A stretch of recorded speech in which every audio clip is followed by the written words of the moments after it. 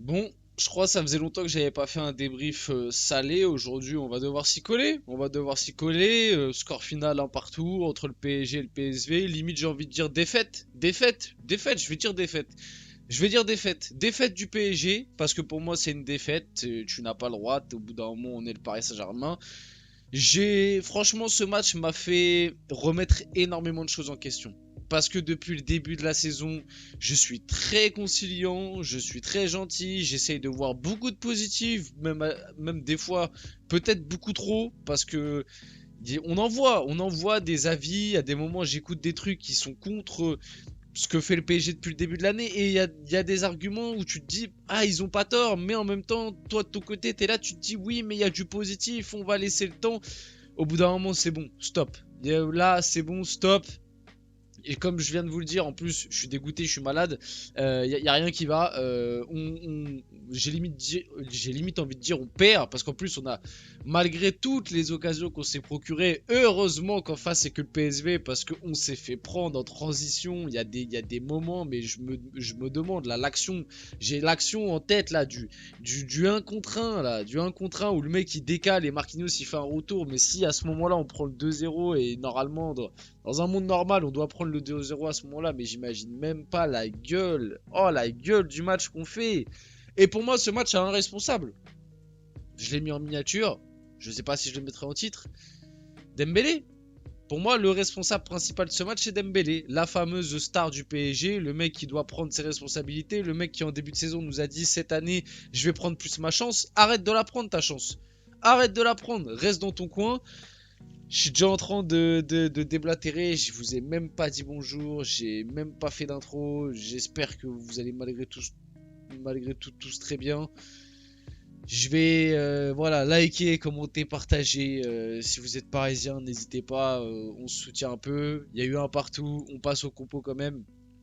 Je reviens sur Dembélé parce que je suis désolé, ce qu'a fait Dembélé sur ce match-là, c'est trop grave. Je peux pas, même malade, je peux pas passer à côté de ce que vient de faire Dembélé. Dembélé, je rappelle que Dembélé, c'est quand même le plus gros salaire du club.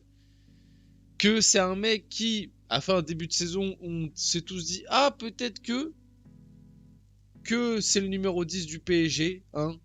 Si t'es pas numéro 10 à Paname, t'es la banane du siècle. Le numéro 10 au PSG, on le donne pas à n'importe qui de base. Moi, déjà à l'époque, j'avais grincé des dents un petit peu parce que Neymar venait de partir et on a donné direct le numéro 10 à Dembélé. J'avais envie de m'arracher les cheveux. Mais vas-y, on est gentil. Parce que ça fait depuis l'arrivée de Luis Enrique, je dois avouer qu'on est très gentil. Moi, en tout cas, je le suis. J'essaye d'être gentil. J'essaye d'être gentil avec Zaire Emery alors qu'il est nul. Voilà, moi, c'est bon. Au bout d'un moment, Zaire Emery, Titi parisien, ce que vous voulez. Ah, il a du potentiel, etc. On en a fait trop. Je suis désolé. Au bout d'un moment, j'ai tapé dans le micro sans faire exprès. Zaire Emery, là, ça va être une vidéo où je vais déballer des trucs où je me retiens depuis des mois et des mois. Parce qu'en fait, là, le PSG, ça y est, c'est fini. Le top 8, Ligue des Champions, c'est fini. La Ligue des Champions, je suis même limite en train de me poser la question, est-ce que on va être dans les 24? Alors peut-être que certains vont me dire j'extrapole un peu, mais les matchs qui nous restent, c'est ok, Salzbourg, ils sont nuls à chier, mais avec ce que je viens de voir là, parce que le PSV, il n'y a pas un monde où tu les bats pas normalement chez toi. Mais comme l'ont dit certaines personnes, un match comme ça face au PSV qui en plus, le PSV, je mets vite fait leur compo et après je repasse sur celle du PSG, il leur manquait leurs deux meilleurs joueurs. Il manquait leurs deux meilleurs joueurs. Enfin, pas, en tout cas, leurs deux meilleurs milieux de terrain. Schouten et j'ai oublié l'autre, Verman. Il leur manquait leurs deux meilleurs milieux de terrain. Et malgré tout, voilà. Et même, je crois, il leur manquait un autre joueur. Je crois que derrière, bref, il leur manquait des joueurs. Il leur manquait des joueurs. Nous, il nous manque Gonzalo Ramos. Mais sinon, c'est l'équipe titulaire. Enfin bon, pareil, on peut reparler de l'équipe titulaire parce que Fabien Ruiz, moi, Fabien Ruiz, tu vois, il y en a certains, ils ont consacré, j'ai vu notamment l'immigré parisien, il a consacré son débrief à Fabien Ruiz. Moi, c'est bon. Fabien Ruiz, pour moi, c'est Carlos Soler, Colomwani, Tu vois, je les range dans cette case-là, Mukiele, voilà, tout ça. Tu les ranges dans cette case et je n'attends plus rien de ces Skriniar, tu vois, voilà. Je n'attends plus rien de ces mecs. C'est des mecs qui ont 2 sur 10. Voilà, à des moments, ils vont te faire un match à 3-4 et tu te dis, ah, peut-être que, bah, Fabien Ruiz, c'est ça. L'Espagne, ça nous a tous, voilà. Mais je pense qu'aussi l'Espagne, c'est parce qu'en fait, j'ai l'impression que, parce que là, on le voit aussi du côté de City, mais quand t'as Rodri au milieu de terrain, en fait, tu peux mettre n'importe qui à côté de lui, t'as l'impression qu'il va être bon. En fait, moi, c'est vraiment ça mon impression. Là, on va voir les prochains matchs de l'Espagne sur Rodri, mais Fabien Ruiz, il nous a menti. C'est bon, Fabien Ruiz, moi, c'est fini. Moi, je me consacre sur Dembélé, parce que pour moi, Dembélé est le responsable principal de cette défaite du PSG. Je le dis, tu vois, carrément, j'ai dit défaite encore une fois. De ce match nul du PSG, Dembélé est le responsable. Parce que t'es le plus gros salaire du club, t'es le numéro 10 du PSG, t'es le mec qui a dit en début de saison, oui, cette année, ça va être à moi, entre guillemets, tu l'as dit à demi-mot, de remplacer Mbappé. Je vais prendre plus ma chance, je dois prendre plus de responsabilités. Mais là, il prend plus. Prends plus ta chance, prends plus de responsabilité parce que les deux occasions que tu as en première mi-temps et même la première mi-temps que tu fais, elle est cataclysmique. Cataclysmique. Et moi, il y a un truc aussi qui m'énerve sur Dembélé. Et ça, c'est un truc que j'ai en moi depuis longtemps. Mais je le dis pas. Je le dis pas. Parce qu'à chaque fois, je me dis, ouais, mais il fait des différences quand même. On va rien dire. Mais Dembélé. Mais il est nul à la finition. On le sait. Mais l'histoire des 2 pieds de Dembélé. Mais arrêtez de me raconter que Dembélé, il a les 2 pieds. J'ai jamais vu Dembélé avoir les 2 pieds. Je sais pas d'où vient cette légende urbaine de Dembélé. Il a les 2 pieds, pied droit, pied gauche, je sais pas quoi. Oui, Dembélé, il sait conduire sa balle des 2 pieds. Ça, c'est vrai, il sait faire conduite de balle pied droit et pied gauche. Mais est-ce que vous avez déjà vu Dembélé réussir quelque chose avec son pied droit, autre qu'une conduite de balle? Non mais je réponds sérieusement. Parce que Dembélé, les passes pied droit, c'est nul. Les tirs pied droit, c'est nul. Les centres pied droit, c'est nul. Donc arrêtez de me dire que Dembélé il a les 2 pieds, je sais même pas s'il a un pied finalement, parce que son pied gauche il arrive à faire des bonnes passes avec, il arrive à faire des meilleurs trucs avec son pied gauche, mais il sait pas tirer. Il sait pas tirer. Il sait pas tirer. Nuno Mendes il lui met un caviar, bam, sur la barre.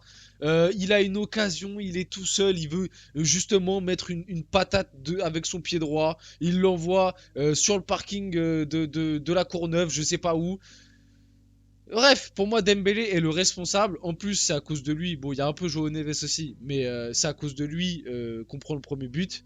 On le verra juste après. Vite fait là sur le 11 parisien, bon le choix Fabien Ruiz je comprends pas, surtout que c'était Vitinha qui t'a annoncé titulaire de base. Fabien Ruiz nul à chier, mais bon voilà, Fabien Ruiz moi j'en attends plus rien, je vous l'ai dit juste avant, j'en attends plus rien. Lee Kangin en Ligue des Champions c'est bon, j'ai compris aussi, je me suis fait avoir en début de saison, je me suis dit ah peut-être que Lee Kangin en Ligue des Champions ça ne sert à rien, voilà c'est autant jouer à 10 en fait. Lee Kangin en Ligue 1 c'est un super Saiyan, en Ligue des Champions il ne sert à rien, c'est voilà tu joues à 10 c'est la même chose. Donc Lee Kangin dans Ligue des Champions, j'ai compris. Barcola, j'ai pas envie de lui taper dessus parce que c'est le seul des 3 de devant qui a été un peu dangereux. Enfin, Dembélé en deuxième mi-temps, ça a été mieux si je dois être objectif, mais avec la première mi-temps qu'il fait, je peux pas dire que Dembélé, waouh quoi. Je peux pas dire ça. Et pour moi aussi, le fait que Dembélé a peut-être été un peu plus visible en deuxième mi-temps, c'est peut-être parce que sur son côté droit, il y avait le meilleur joueur du match en fait. Il y avait Achraf Hakimi, lui, il n'y a rien à dire, taille patron. Même en vrai, moi, Marquinhos, je trouve qu'il fait un bon match, Pacho aussi. En fait, les 4 de derrière, ça a été les meilleurs quoi. Et c'est là que tu te dis qu'il y a bien un problème, que face au PSV chez toi. Ok, le PSV, hein, le PSV, ils sont premiers le PSV, tu les mets en Ligue 1, ils sont 10e. Ils sont 10e. Je vous remets la compo. La moitié des joueurs, on les connaît même pas. Cette équipe-là, on l'a jouée il y a 3-4 ans. On leur collait 4-0. Vous pouvez me dire ce que vous voulez. Il y a 3-4 ans, on avait des problèmes collectifs. On pressait pas bien. On concédait des occasions. Il y a 3-4 ans, tu mettais cette équipe du PSV face au PSG. Il y a 3-4 ans, c'était 4-5-0 clair net. Et on l'a vu parce qu'on en a des exemples.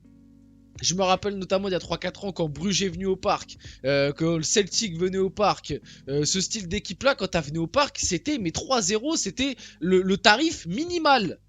Là on fait 1-1, 1-1 avec un gros volume d'occasion, mais 1-1 où on s'est chié dessus sur des contre-attaques. Ou heureusement qu'il y a des contre-attaques où ils se sont chiés dessus les mecs du PSV. Parce que comme je vous l'ai dit, à 1-0, la contre-attaque où Marquinhos y revient, mais normalement ça doit faire but tous les jours. Tous les jours on doit le prendre le 2-0. Bref, le milieu de terrain ça a été nul. Moi je suis désolé, Zaïre Emery, je suis désolé, t'es très sympa, t'es très gentil, t'as que 18 ans donc on va attendre, parce que de toute façon avec le PSG on attend. On fait que d'attendre. Ça fait 10 ans que j'attends d'ailleurs, donc je vais attendre encore 10 ans peut-être pour essayer de voir un truc, mais Zaïre Emery, Ligue des Champions. Il a fait Dortmund l'année dernière et l'AC Milan au parc. Sinon, c'est zéro. Depuis, c'est zéro. Zéro de chez zéro. Et certains vont me dire, ça n'a pas été le pire. C'est normal parce qu'à côté de lui, t'avais Fabien Ruiz qui ne sert à rien. Donc, t'as pas été le pire, mais t'as été. Enfin, t'as pas été le pire parce qu'à côté, en fait, t'as un mec qui ne sert à rien. Qui, en fait, limite, était là, mais était pas là. Donc, voilà. Joao Neves, à la limite, ça a été moyenasse. J'ai déjà fait très long. Voilà par rapport à ça. Le pire, c'est qu'on fait 30 bonnes premières minutes. Les 30 premières minutes du PSG, elles sont bonnes. Tu te fais refroidir par cette erreur. Alors, pour moi, c'est quand même Dembélé. Certes, la passe de Joao Neves, c'est pas ouf, mais Dembélé, il joue. Dembélé, il a la main dans le slip. Et de toute façon, la première mi-temps de Dembélé, mais franchement, si c'est Kolo Muani qui fait la même première mi-temps, Luis Enrique le sort. C'est clair, net et précis. En parlant de Kolo Muani, l'entrée de Kolo Muani. 90 millions. 90 millions, on a mis. Ah, mais au moins, il est super sympa. Il s'arrête, il fait des photos avec les petites 6 ans qui sont devant le campus. Donc on doit rien dire. Kolo Muani, moi c'est départ. Moi c'est bon. Même si, franchement, je lui dis la vérité, même s'il met triplé en finale de Ligue des Champions, moi ça y est, c'est fini. C'est fini. C'est fini. T'es très gentil.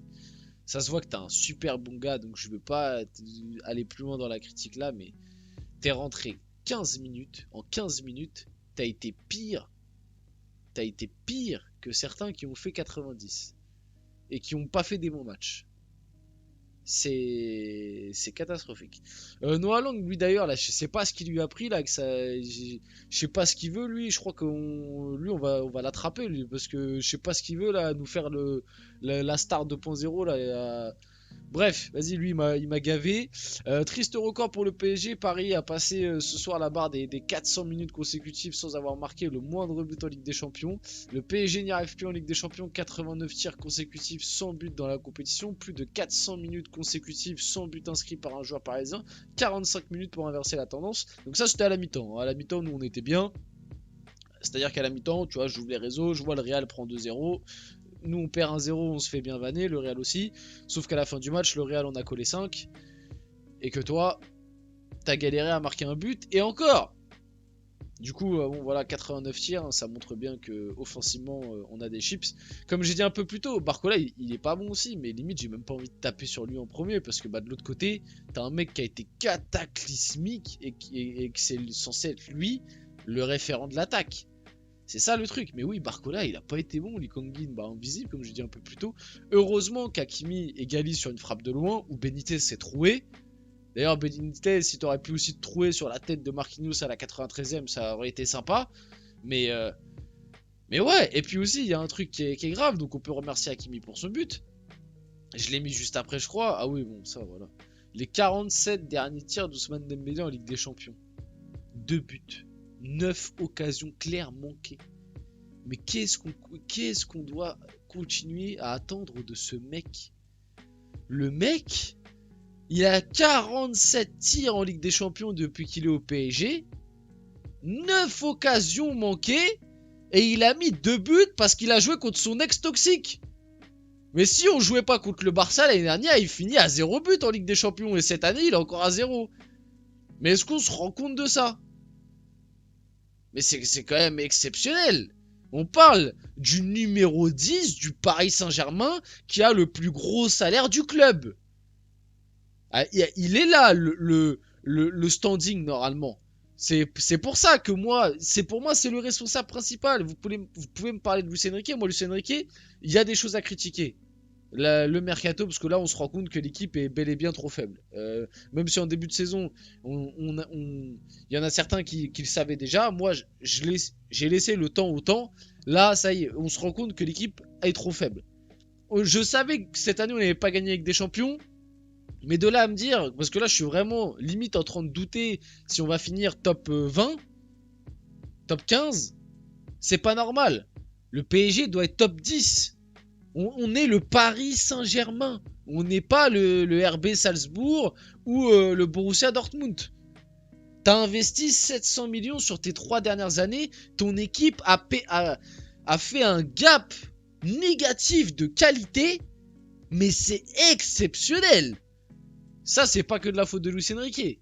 Il y a le bon vieux Luis Campos aussi derrière. Et du coup, Nasser Al-Khelaifi qui a confié le club à Luis Campos, qui, on le rappelle, a été une demande de Kylian Mbappé. Tu vois, ça c'est un truc, c'est complètement dingue. Et je trouve qu'on n'en parle pas assez. C'est que le directeur sportif actuel du PSG, il a été placé par un joueur. Donc déjà, ça c'est complètement dingue. En tout cas, conseillé. On va pas dire placé, on va dire conseillé par un joueur. Donc ça, c'est complètement dingue. Qui en plus, ce joueur te l'a mise à l'envers et n'est plus là. Mais toi, tu le gardes. Et tu continues de faire un projet avec lui. Mais c'est complètement fou. Et on parle d'une prolongation là en plus. Là, on est en train de parler d'une prolongation. Non mais les gars, mais on marche sur la tête, c'est pas possible. Il y a un truc qui va. Donc moi, Luis Enrique, j'ai pas envie de lui taper dessus sur ce match-là en tant que tel. Plus sur le fait qu'il ait refusé des joueurs cet été, ou en tout cas, il y a des joueurs qu'il a pas accepté la venue. Bon après, des fois peut-être a raison, parce qu'en même temps, des fois les cibles de Campos, au bout d'un moment, les cibles de Campos, c'est Leao et Osimhen, ces deux mecs, on en parle depuis 3 ans pour rejoindre le PSG, parce qu'ils sont dans le catalogue Gestifut et qui pourra toucher un gros pourcentage. Et quand il y avait Julian Alvarez sur le marché, je suis quasiment sûr que Luis Enrique le voulait, mais bizarrement, t'as pas été concurrent face à l'Atlético Madrid. T'as perdu Julian Alvarez face à l'Atlético Madrid, et tu perds plein d'autres joueurs contre des clubs où il y a quelques années, normalement, ils discutaient même pas avec le PSG sur le marché des transferts. C'était justement ça la force du PSG il y a quelques années, c'était que sur le marché des transferts, on était intouchable. Même le Real Madrid galérait contre nous. Mais là aujourd'hui en fait on perd contre tout le monde. On perd sur le terrain, on perd en dehors du terrain. Il n'y a plus rien qui va. Bon, Fabien Ruiz, il a eu la pire note, 3 sur 10. Moi comme je vous l'ai dit, Fabien Ruiz, j'en attends plus rien. Je n'attends plus rien de ce mec. Moi c'est terminé. Franchement, je limite, c'est comme Kolo Muani, tu vois, que quand il joue, je ne calculerai plus. Quand il rentre, je ne calculerai plus. Pour moi, c'est comme si le PSG joue à 10. Voilà, moi, Fabien Ruiz, c'est terminé. Le mec, ça fait 3 ans qu'il est là bientôt. À la fin de la saison, ça fera 3 ans qu'il est là déjà. 3 ans, hein, faut bien se rendre compte. Ça fait 3 ans qu'il est là.